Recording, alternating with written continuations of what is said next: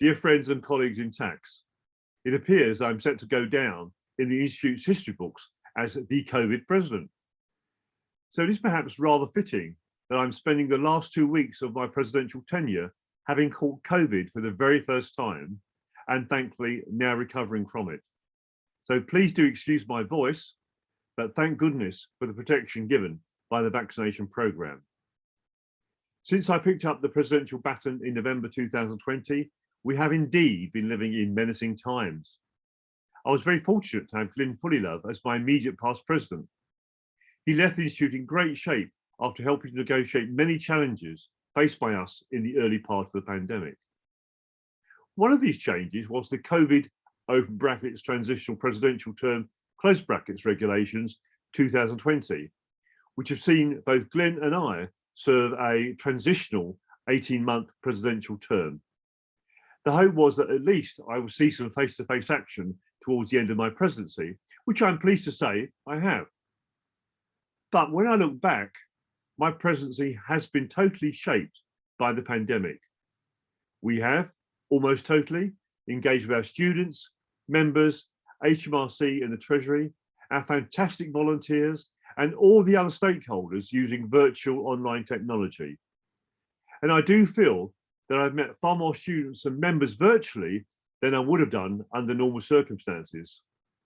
Such is the powerful reach of the internet, where distance and time are no longer potential obstacles to attending meetings and events.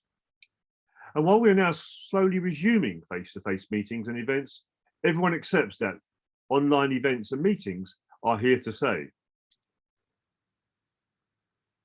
We have had to quickly adapt and transform the Institute's various activities, offerings, and our engagement with our members, our stakeholders, and the general public.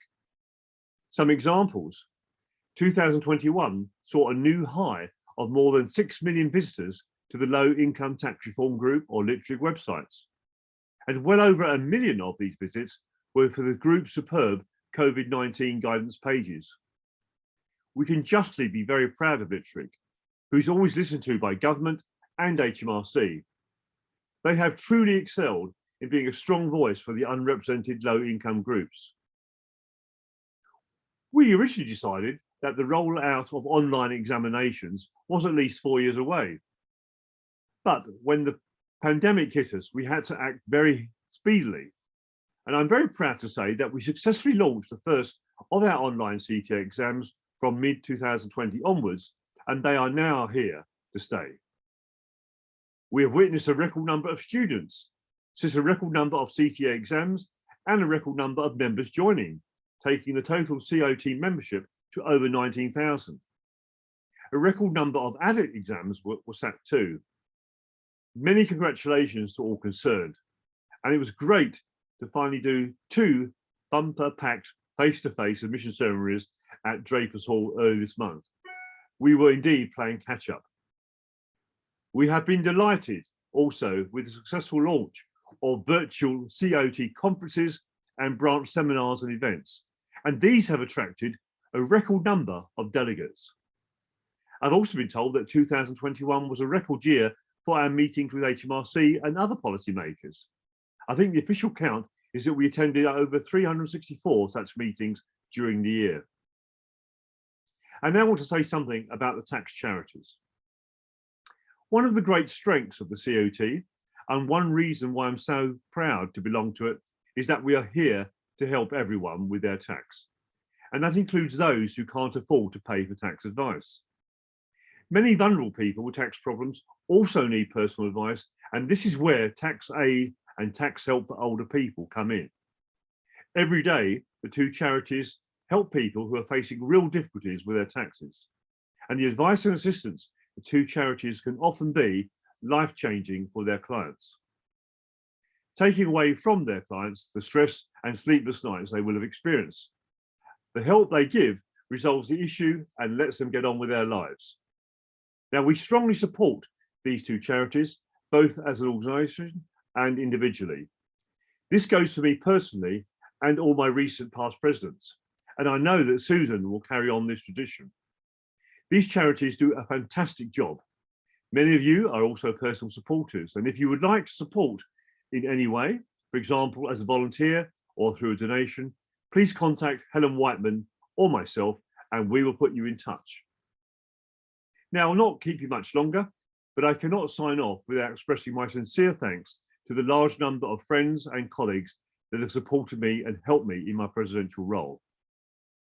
I want to give special thanks to Helen Whiteman, CIOT Chief Executive Officer, my fellow officers, Glyn Fullylove, immediate past president, Susan Ball, Deputy President, Gary Ashford, Vice President, our great CIOT Council members, and our ATT friends, including past President Jeremy Coker and President Richard Todd. My sincere appreciation also goes to the fantastic CIOT executive team, including Ros Baxter, John Cullinane, George Crozier, Emma Barklam, Lisa Drakeley, and the rest of our dedicated CIOT staff. And also, I cannot thank enough the wonderful support of our great army of volunteers. All these amazing people have provided me with such wonderful and friendly support during the last 18 months. I'm so proud of all the great things we have done together. It is truly a team effort. Can I also thank my mentors, including past Presidents Ray McCann and the late Chris Jones, and many others who have always been there for me. There's insufficient space to mention everyone, but you know who you are.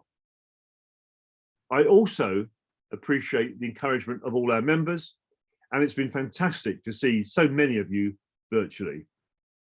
Heartfelt thanks must also go, of course, to my wife, Patricia Caputo Rayney, who has given me her enthusiastic and indefatigable support through my presidential term.